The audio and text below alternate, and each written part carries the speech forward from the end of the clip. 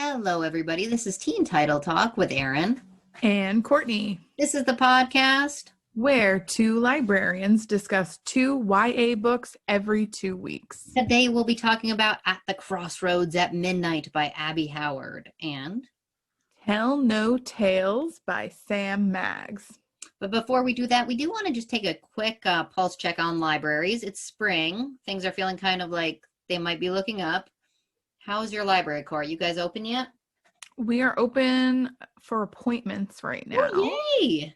That's yes, good. it's super exciting. Although I've had jury duty all this week, so I haven't been able to enjoy anyone coming Gotcha. visit.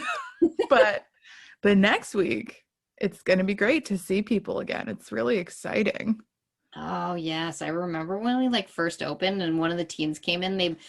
There was this weird time where they were only in the lobby because they'd pick up books. It was curbside pickup, and the first time we did that, I was like, you'd see a familiar face and you just wave. But we've had people coming in and out quite a bit. I mean, we've been open, as you know, for a while. Yep. But we just open up a little bit more in the morning for walk-ins. So now we only have one appointment slot, which is the very first thing. That makes sense. Oh, that reminds me, I have to return some books to that library. Better get over there. I know. But yeah, so no, it feels good. It feels hopeful. I think the people are really excited and happy. Are you guys thinking anything along the lines of summer programming, just like looking ahead? Oh, good golly. I'm like the SRP coordinator. Yes. And I have been slacking a little bit. Okay, gotcha. But it's just hard because you know exactly what to do, like if you can do in person versus having to do take and makes versus right. I think I really want to try to plan some in-person things, but outdoors. So, the year before last year, our biggest, most successful program was a kids tie-dye party. Okay. And I mean, there's just a ton of buckets set up outside in a field, and they bring their own shirts and they go at it. And I think we could totally do that. That seems totally doable. Awesome. Yeah. Even if there were a lot of people, so there were probably 100 people there that day. Wow. And so maybe if we just did signups for 25 people slots or something like that, and did it over the course of 2 days or whatever. But I think we can do it safely. Absolutely. Especially if you're outside and you're all spread out. People can stay with their family group. Yeah, totally. And so things like that. I want to try and do story time outside. We've definitely thinking about car story time for the spring. Yes. So you would I would go outside. I would use a big book, and I would have an FM transmitting thing, kind of like they have at the movies when you drive in. And so you would sit in your car and you listen to the story while I'm reading it outside. I like that. So, it's just things you can do. I don't know. Trying to get creative. Yes, there's tons. Okay, cool. Yeah, what about you guys? I mean, we're still rolling with the take and makes right now. Our manga and anime take and make is the biggest program that we have. And then actually, Hira's planning. So, sorry, go ahead. I was gonna say, what are they doing with that? Do they draw? No, so or they do crafts. So I usually make them each a craft bag, and they pick it up, and then we Zoom and we talk about manga and anime, and we make a craft. So what was last time? Last time was Domokun Pocky, and it was just a little Pocky character. And then we've done all sorts of things. We've made manga charms. This cool. Next one will be drawing, which is just going to be a group tutorial. It's a group draw along. But then that's fun. We're going to do all sorts of different other things. We're going to make a little Pikachus out of Peepachus. Oh my gosh. Wow. just fun. I'm going to look that up because Julia is currently obsessed. Oh, okay, cool. Then yes. And it's this is our tween program, and I'll tell you, I was worried that some of them were gonna age out of it, and no, they for Pokemon, manga and Pokemon, it just keeps going. It keeps giving and giving.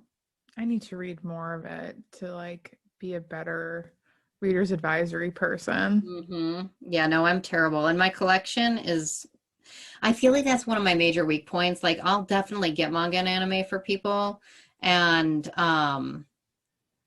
but if they don't request it, it's like I never know exactly which ones to get, and it's not like the journals do a great job at covering it. So you have to look at Agree. different sources, and so that's always like the last on my list. So I feel like I'm very, very bad with that collection.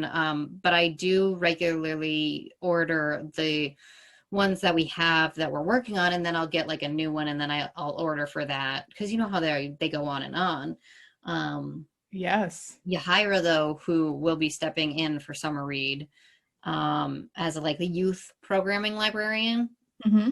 she is really good with this collection, so that's going to be a nice partner. Ooh, that'll be so great for those kids. Yeah, I think that's really cool. That's exciting. Yeah. So, speaking of Yahaira, do we want to talk about our eventual demise? You made it sound so I know. No, like we're dying. dropping off the face of the earth. No, we're here, but we should, like, I just want to prep people a little bit. Yeah, so I think it's fair to say that we've done a lot of great episodes, I think. Yeah, for 3 years almost, going on 3 years. Yeah, and I think you're sort of stepping into something new. Yes, but slowly. And So we're like taking our time. right. Well, we're not going to be done with Teen Title Talk for another few episodes. I'd say we said through June, right? So that's like 5 or 6 more episodes, I think. Yep. So we still have a few more to go, but just like prepare yourselves, people. Then there will be like a hiatus. Yep, there'll be summer hiatus. And then perhaps it will come back with some new and exciting formats, things to talk about. Exactly. So Yahaira and I have been kind of brainstorming about what she'd like to do, if she'd like to get special guests in. And we do have to pan out, scheduling and everything and talk more about it. So if for any reason we're not gonna relaunch as Teen Title Talk or Teen Title Talk 2 or some other variation, obviously we'll let listeners know. But we're right now going through June and then summer hiatus and then hopefully some new fun things to come. Yeah, it's good. It's always good to shake things up a little bit. I think it'll be great. And she's actually been on this program before, so it's not like it won't be a familiar voice. Totally. You guys can, if you feel like it, go back to our earlier ones. I think it wasn't even that far in before I had to go on maternity leave, and That's right. Yahaira stepped in for a couple, and Liz did too. That's right. Yeah. And Audie did too. Yeah. Yeah. So All right, cool. it's good. Don't worry. It's good. All good things in the spring. Shall we talk about books though while we're here? We did graphic novels. Okay, so tell me about yours. Tell no tales. Okay, so Tell No Tales. If it sounds like a pirate book, it's Yes, it because it is. It's a historical fiction graphic novel based on the lives of Anne Bonny and Mary Read, two very famous or infamous pirates of the 18th century. So in this work, Anne Bonny is the captain of her own ship. I don't know how to pronounce French things. In my English-speaking Anglophile, whatever brain, it's La Sirene. That's what I thought too. But it might be like La Sirene or something. Anyway, that is the name of her ship, which is crewed by a small band of incredible characters who embody like kind of specific traits like courage, kindness, determination, that kind of thing. There's plenty of swashbuckling, like high seas adventure. When the ship encounters a machine-run ship captained by a British pirate-hating old man with a massive chip on his shoulder. Okay, gotcha. Bonnie and her crew recognize that they have to discover their individual strengths and work together as one to defeat him. Wow. Okay, interesting. All right, what'd you like? I thought the crew and Bonnie were great. Well, Anne Bonny. I'm saying the last name, but it sounds like a first name, but it's Anne Bonny. Okay. Like many pirates, they all kind of fall into the lifestyle because they're all kind of like misfits in some way. The crew is primarily women, though Reed is an exception. We are meant to recognize them as non-binary. And Okay. that's an interesting read of Mary Read, the historical person. So I thought that was really cool. Yep. Because Mary Read's story is that she did dress as a man Mm-hmm. and go into the Dutch army, and then I think it was the Dutch army, and then like defected and became a pirate, and still wore men's clothing mostly. Mm-hmm. And she wasn't even discovered to be a woman until later, and that's where Anne Bonny sort of met her. Okay. And so this author's take on that is transgender, or maybe just Mm-hmm. non-binary, and I Okay. think that's really cool. Interesting.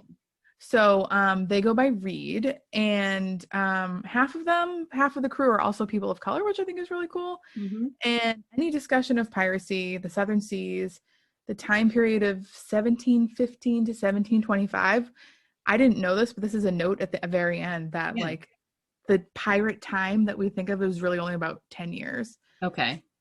And you have to include in this conversation colonization, slavery, democracy, like all this stuff is sort of floating in the air and in the water. And this is an imagined set of scenarios, Okay. but all of those issues are deeply intertwined into the lives of Anne Bonny and her crew and the reasons why they sail in the first place. I don't think Anne Bonny ever had her own ship, but I love thinking of pirates as these like egalitarian Robin Hoods. Interesting. Yeah. Recognize that there's something deeply wrong with the sort of Eurocentric, man-centered colonizing system, and they seek ways to escape and exploit it in a way. Interesting. That sounds fascinating. Anything you disliked? It's always a painful thing to say the dislikes, but Yes. I did feel like the storytelling felt a little bit rushed. Okay. There were a couple of times when I turned a page and I thought I might have skipped a page. Okay, gotcha. Because like I was like, wait, did I just miss something? Oh wait, no, that is the next page. I think it can be hard in graphic novels sometimes to get all the details you might have wanted from a character or something, but especially with Anne Bonny and these dreams. So like part of this story that propels, well, part of what propels the story forward are these visions that she has while she's sleeping. And I think it happens at least twice. And the dreams are what propel them into their adventures, convince Anne Bonny to do various things. And I felt like those were over and done with so quickly, like these dream scenes. Yeah. That especially with the first dream, I didn't even recognize like what was happening. And I'm also not sure I still understand the significance of the monster or the creature that comes to her in the dream. Okay. So I don't know. It just felt like maybe something got edited away, or in there, who knows. I also did read it in black and white on the Kindle. So it could be that I'm missing some like nuance that was in the picture because of just like the transfer to e-ink and whatever's not as rich. Yeah. So I don't know, but I just felt like there were some parts of the story that I wanted more of that would have possibly, I don't know. Yeah, that makes sense. Anything special about the title? I think what I loved the most was the different variations on love and its coexistence with this like strength kind of thing. Okay. So of course we have the relationship between Anne Bonny and Reed, who are depicted as a couple, but there's also like a budding romance between a couple of the crew members, Katie and Mumba. And there's obviously a great deal of love and respect that they all have for each other as crewmates and found families. Big emphasis on found family. And I love that ass-kicking and emotions can be combined. So definitely, like, having feelings is never a weakness for any of these pirates, which I think is great. And I love that. Yeah. That sounds great. I didn't know you were picking up a pirate graphic novel, or that one even was kicking around. I didn't know that I was going to do that either until I forgot my book. Yes. And I went and I was like, oh, I need something to read. Yes. Gotcha. Yeah. Very So good. let's talk about your graphic novel, which you texted me to say was scary. It was very scary. Okay, so at the Crossroads at midnight, it was gross. It was gross. It was a series of horror stories in graphic novel form. At first, I thought it was like many intersecting stories, but about Mhm. 3 stories in, I realized we would not be circling back around at all. Oh, geez. I'm like, okay, these do not, no, this can't be. So Mm. it's an older, much older, more illustrated version of Scary Stories to Tell in the Dark, basically. Like you have the quick Like thrill. more mature, you mean? Which one? You mean like more mature? Yes. Got it. Because of it's scarier and it's more it's got like the body horror in it, Uh-huh. and it's so icky. So we've got some skin falling off disease and some like kind of mad Poseidon, child of the sea, luring other children into water. There's a corpse girl that lives underground in the fields of the psychotic serial killer farmer. There are bog people. There's a monster in the water that they think is Bog people? one thing. Yes, it was horrifying. So It sounds like each one was more terrifying than the last. it sounds kind of like wonderfully Morbid. weird. Yeah, I would go with that. What did you like about it? Okay, so I don't go in for horror all the time, but when I do, I think it should be fascinating and morbid, obviously. Sure. And this it was tense and gross, and the illustrations were amazing. I think my favorite story was Mattress Used, and it's about this girl who's at college and she grabs a mattress off the street just so she'll have something to sleep on. As soon as you see this mattress, you're like, no, no, no, no, no. Like, you and I would be like, no, that's not going in the house. No. She hauls it up to her dorm room. Her roommate is like, you shouldn't be sleeping on that. She's like, I just needed to get through, my exams. It'll be so nice. She goes to sleep. She dreams. We think it is a dream, but you kind of know it's not, about this gross monster that basically looks like a giant grub, and he licks her skin. Oh. And she wakes up and she's feeling kind of like itchy. And after a while, she's feeling even more itchy. And then after that, her skin starts to flake off and she starts looking like a zombie. And she gets brought into the hospital and they diagnose her with toxic epidermal necrosis. Oh my gosh. And they say, like, oh, the prognosis is good. You'll be fine. So she goes back home. She gets sent home. She lies on the mattress again. Oh no. And of course, the giant grub creature, grossness, returns with his huge tongue and licks her other hand. And we know it is the end for her, and it is also the end of the story. Wow, that actually does sound a lot like Scary Stories to Tell in the Dark. Yes, except it's so gross. It's like, ugh. What a great read alike. Wow, that's disgusting. And this is graphic novel, so it's not like so you can see everything. Yeah. All right. So was there anything you didn't like? Yeah, there were a couple spots where I was like, this is too scary. Like, and any sort of child endangerment gets me going, because it's like, if this author does not shy away from the body horror, but also like it wasn't all just for adults. It was The Boy from the Sea was too scary because the kid in danger was like 6 years old and he was like luring her into the ocean. And then there was Joshy, who got completely severed in half by a monster.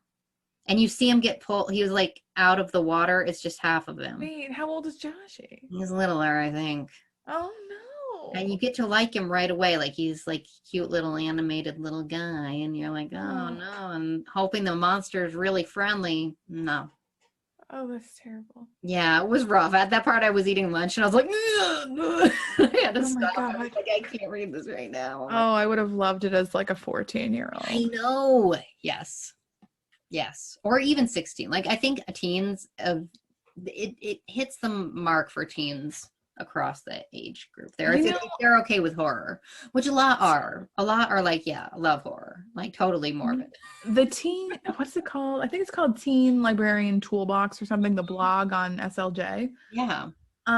They just had a thing about teens and horror and Mm. why it's like the perfect antidote right now to like 2020 pandemic freak outiness, Yes.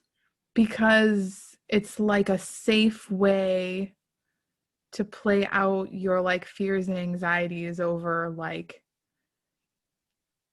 I mean, things that can really happen to you. I mean, if you consider what can happen to you with COVID-19, I mean, that's some body horror. Right, true. But see, I was feeling the opposite, like, oh, maybe I don't want to read this right now. It's too dark. I get that. Like I want something like la la la, or maybe, which is funny that I picked this one, but I was drawn to the cover and I was just like, it was a morbid curiosity. So yeah, maybe it is good. Yeah. So It depends on different people how they react, that's true. you know. Did you find anything special about this title? Okay, the cover is what grabbed me, and the cover is so creepy. It looks like the panel of a fence, and it has this muted color to it, and an eye is looking through the peephole in the fence. And the cover actually has a hole in it, so the eye's on the page underneath, though it does I kind of look like it's peering out at you. Oh boy. There are some creepy fingers coming from a creepy hand that's also coming through the hole. Oh. I do not like it, and also I love it at the same time. Yes, totally. I mean, it's like I can't even. If it was also holographic, like I would have like jumped up and down in the bookstore looking at that book, been like, I need this one. Exactly. Yeah. So, I mean, it sounds really fun. It is. It's terrifying, creepy, and good, but great. Check it out. Yeah. All right, let's turn to book buzz. Any fun stuff happening in the book world? Actually, I did hear some fun news. Okay, let's some 7th graders at a school in Lewiston, Maine, so not too far from our neck of the woods, will be having 2 books about the pandemic published this April, thanks to a donation from Stephen and Tabitha King. Awesome.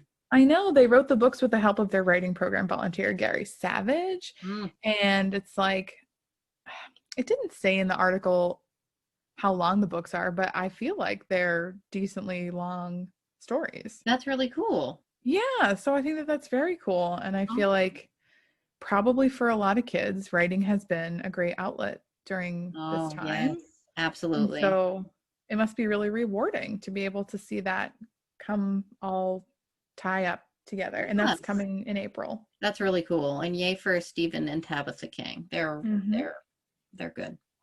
I know. I think they're pretty good to their people. Local. They're local. Yes. Good. And yes, this isn't like heartwarming in the way that the last story was, but do you remember how obsessed I was with Kip Wilson's White Rose? Yes, White Rose. Yeah. Okay, we so even were like, this is gonna win an award. That I really wanted it to. So for anyone who was really into that story or that period of time, there's a brand new YA graphic novel out just last month called Freiheit by Andrea Grosso Ciponte, who is an Italian writer. That is another telling of the story of the White Rose. So Sophie Scholl, her brother, a few friends who defy the Nazis. It looks really great, and I think it would be a great like pair up to read together. That sounds awesome. Okay, I had not seen that yet, so I'll add it to my collection too. And that's all I have. But. Awesome. All right, I have not fun news, but sad news that we should acknowledge is that Norton Jester passed away recently. I know. I saw in the he wrote the Phantom Toll Booth among others, but that was the one that everybody obviously knows very well. There was a really nice write-up in memoriam in PW last week, so that was good to see. That's nice. I will have to reread the Phantom Toll Booth. I know. It would be a good time to do that, wouldn't it? Yes. Get a couple extra people in looking for that book, I bet. In more uplifting news, New Hampshire author David Elliott has a new YA out this week called The Seventh Raven. And it's a novel based on Grimm's Tale of the Seven Ravens. I don't know that story. Do you remember? Why am I not? What was the Joan of Arc one called? Oh, shoot. The one from the perspective of like her sword or whatever? Yes, but all sorts of different perspectives. Oh, that's right. Oh, shoot. But David wrote that, and he also wrote Bull, and so this is his next novel in verse, and then probably his last for a little while. His book launch is virtual, so anyone can sign up for it. It is Oh, cool. on Tuesday, this coming Tuesday, March 16th at 7 p.m. At Gibson's Bookstore. So you just sign up over at gibsonsbookstore.com/event. Look for Tuesday 16th, and you can register there and go to his launch. So that should be really fun.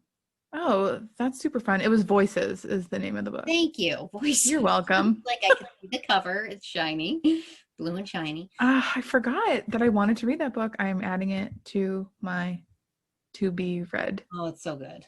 Right And now. and yeah, and I think the launch will be great too. So if you have time that evening, that would be a really fun thing to do. Sounds really fun.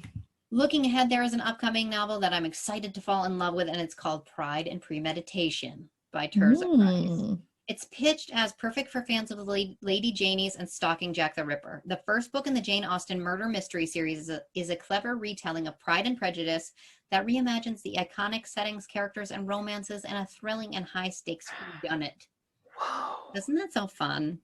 Yes. Who do you think is the dead person? I don't know. Bingley. Are you saying that, or did you look it up? No, I'm just guessing because Okay. I'm like, I don't know. He seems kind of doofy. So I feel like he'd be a great, like, Mr. Body. And then you could, like, everyone goes to his mansion because that's where they are at, like, the beginning of the story. Because what's her face is sick. I'm just imagining. You're like writing this.